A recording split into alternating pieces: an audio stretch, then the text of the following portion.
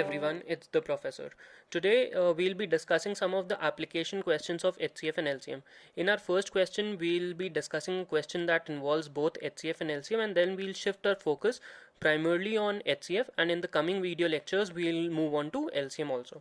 So our first question goes like, let's find the HCF, find the HCF and LCM of let's take some variables in this case. So it would be 12 into a to the power 4, b to the power 7, c to the power 12.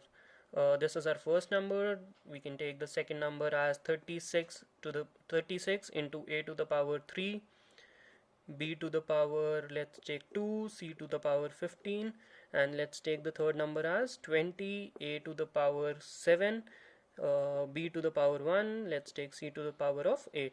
Okay, so these are the numbers that are involved, and we need to calculate the HCF and LCM of these numbers. In this case, we are dealing with variables also. We have a number attached to it.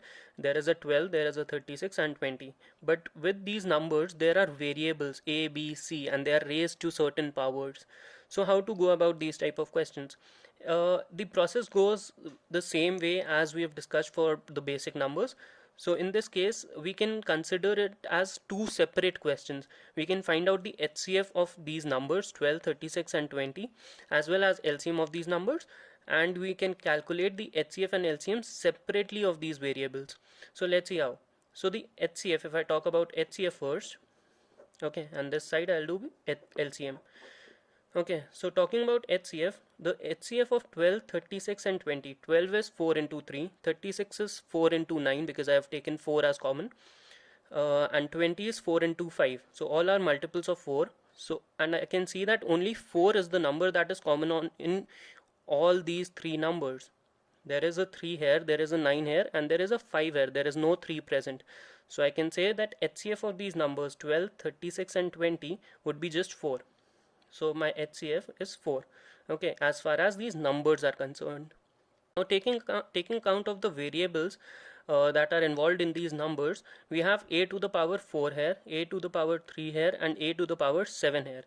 To find the HCF, we need such a factor that divides all the numbers, right? The common factors of each number. So for a to the power 4, if I say the common factor is a cube, that's correct. A cube will divide a to the power 4, as well as a cube will also divide a to the power 7. So I have taken a to the power 3 as my HCF because that's the highest common factor. So I have taken the least power of a from these three numbers because that least power will divide each of these numbers, and factors are something that divide. HCF, when we talk about HCF, we are talking about factors. Factors divide the number. So we take a cube as my HCF. For powers of b, there is b to the power 7, b square, and b to the power 1. Taking the lowest of these, that is b to the power 1, b to the power 1 will divide b square, it will divide b to the power 7, and of course it will divide b to the power 1 also. So my power of b would be 1, okay, in HCF. For powers of c, again taking the lowest power, that is 8. C to the power 8 will divide all these three numbers. So c to the power 8 is a common factor, and it's the highest common factor. Going beyond c to the power 8, if I take c to the power 9, these numbers will be divided by c to the power 9, but this number will not be divided by c to the power 9. So that is the highest common factor that I have. Now talking about LCM, LCM is the lowest common multiple. So we are talking about multiples. If I start with powers of A, B and C in this case, instead of going by the numbers, I'll first consider the powers of variables that I'll have. So powers of A, B and C that I'll have as common multiples would be the highest power available, because for any power to be the multiple of each and every number, the highest power needs to be taken. So in this case, I'll take a to the power 7 because a to the power 7 is a multiple of a cube. It's a multiple of a to the power 4. It's also a multiple of a to the power 7. So I've taken a to the power 7. Similarly for b, I'll take b to the power 7 because that's the highest. Okay. Again for c, I'll take c to the power 15. So these are my powers of the variables that I have to take in case of lowest common multiple. Now see, here we are doing that contradiction, since it speaks about least common multiple and we are taking the highest. So that means that highest and least, this least should not be of your priority. This least is about the lowest common multiple. If we talk about the common multiples, the first common multiple that we'll have would be a to the power 7, b to the power 7, c to the power 15, and this is the first common multiple. Going forward, the multiples would increase, the powers would increase, so that is where the least comes into picture. That is the reason we have taken this as our least common multiple. Now talking about these numbers 12, 36 and 20, if I just try to figure out the LCM on the basis of my assumption method, I'll take the largest number in this case, that is 36, and write down the multiples of 36 that are available, right? And whichever multiple is common to 36, 20 and 12 would be my lowest common multiple. The first multiple that is common would be my lowest common multiple or least common multiple. So my first multiple of 36 would be 36 itself. The second one would be 72. 36 into 3 would give me 108. 36 into 4 will give me 144. 144 plus 36 will give me 180. And then if I move forward, it would give me 216 and so on and so forth. Let's see if I have already got a common multiple or not. Is 36 a multiple of 20? Certainly not, because any multiple of 20 will have a 0. So let me see directly to a number which has a 0 at its unit digit, that is 180. 180 is certainly a multiple of 20 and it's also a multiple of 36. Now the question arises whether it's a multiple of 12 or not, and of course it is. 12, if I divide 180 by 12, I would get 15, right? 12 into 15 is 180.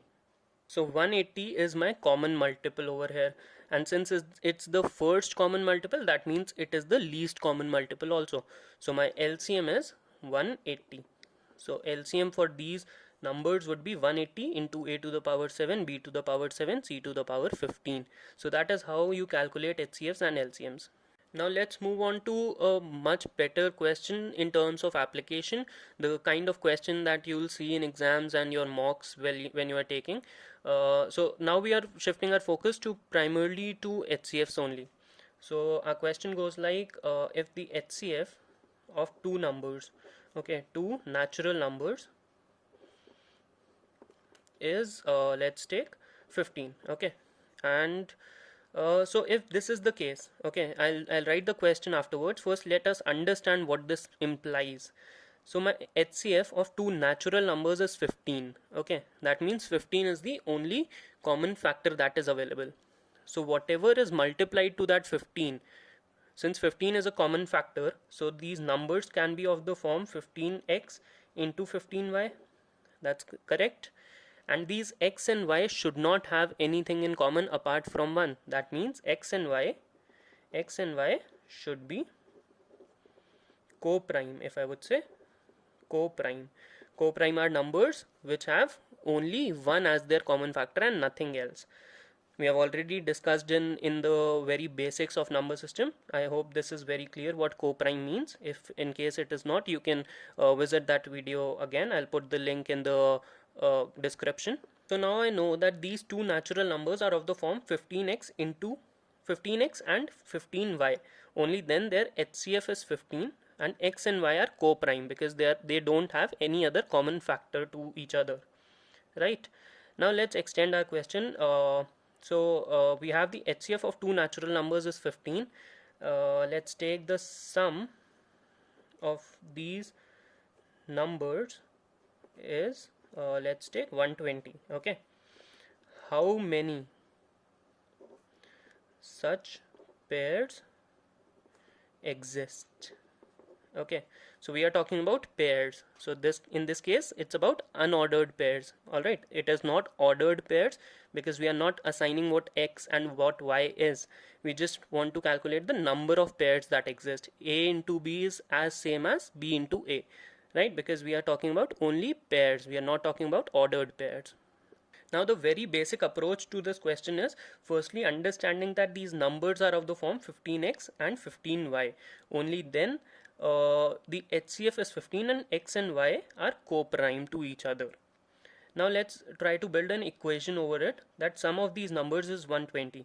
and I know that the numbers are of the form 15x and 15y. So if I take 15x plus 15y, I know that their sum is 120, right?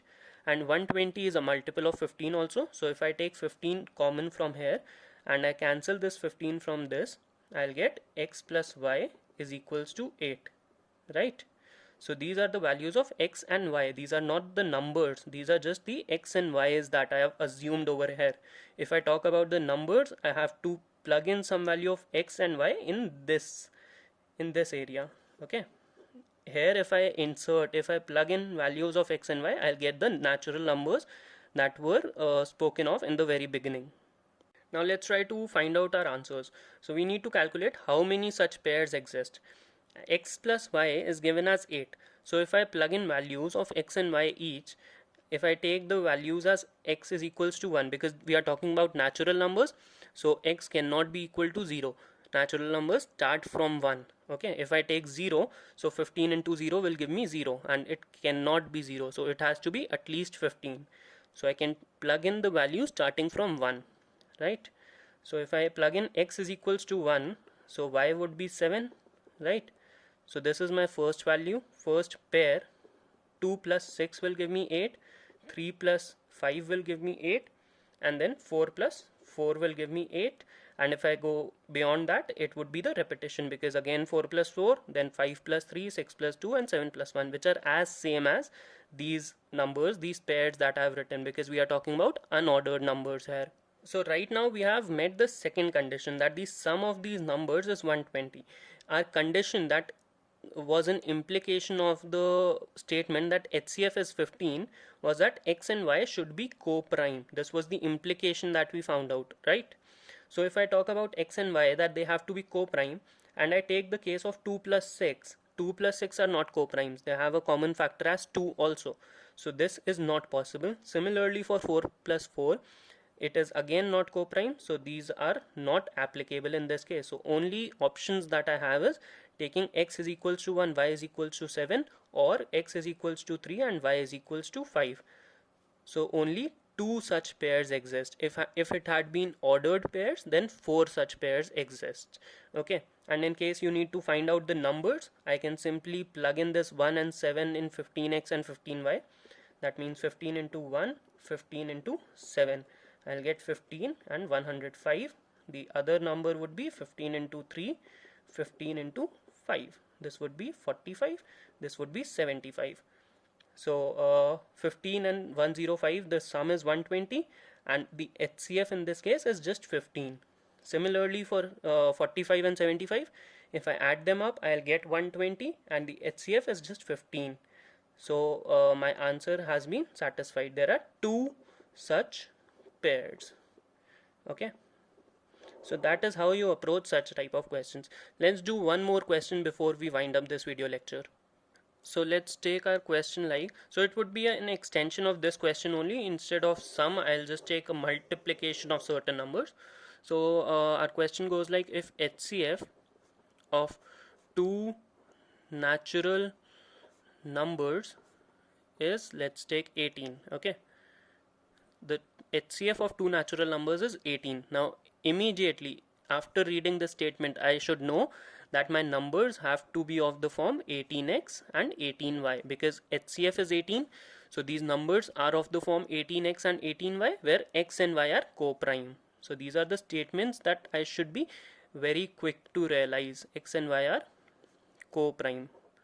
Now I haven't even read the question. I have just read this one statement, and I can already infer this much of my answer out of this statement. Let's proceed forward with our question. So we have a product of these 2 numbers is, let's take 5832. Okay, so 5832 is the product of these 2 numbers. How many pairs exist? Okay, how many such pairs exist? HCF of 2 natural numbers is 18. Product of these 2 numbers is 5832. How many such pairs exist? That is our question, and we have already inferred this much out of it. And trust me, if you can comfortably derive this part of the question, if you can infer this very easily, your question is already half solved. Let's proceed forward. So 18x into 18y, these are the numbers, right? So 18x into 18y is 5832.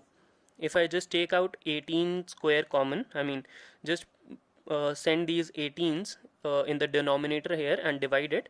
So x into y would be equal to 5832 upon 18 into 18. Now remember, here two 18s will come as denominator because this is a product. If I have to take it common, I'll get 18 square and not just one 18.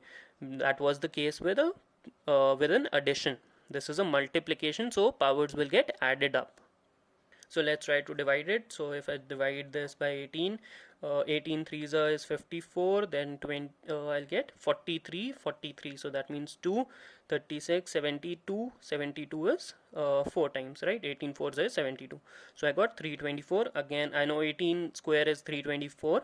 If you're comfortable with your squares, it would definitely be of very useful, especially when you are dealing with topics like numbers or arithmetic. Very easy to approach if you are comfortable with squares, cubes, tables, and so on and so forth. So if I divide it by 18, I'll get 18. So x into y is 18. Now I need to find the product of two co-prime numbers x and y whose product is 18. So again, plugging in values of x and y each. If I plug in x as 1, y as 18, my condition would be satisfied. Then if I multiply it with 2, 2 into 9 would give me 18, then 3 into 6 will give me 18, and then 4 no, 5 no, and 6. So 6 is again a repetition. So I've just taken these three possibilities because we were talking about unordered pairs again. So we have these three options available. So there are three such pairs. Now again, if you need to find out the numbers, if we are taking the numbers, the possible numbers, then we need to plug in these values in 18x and 18y. Oh, just a second. There are not three pairs, there are just two pairs because 3 and 6 are not co-prime. So this is not applicable. 3 and 6 have a factor 2 as common. So this is not applicable. Only two such pairs exist, that are 1 into 18 and 2 into 9. So I'll plug in these values into 18x and 18y. So I'll get 18 into y, and the second number would be 18 into 18.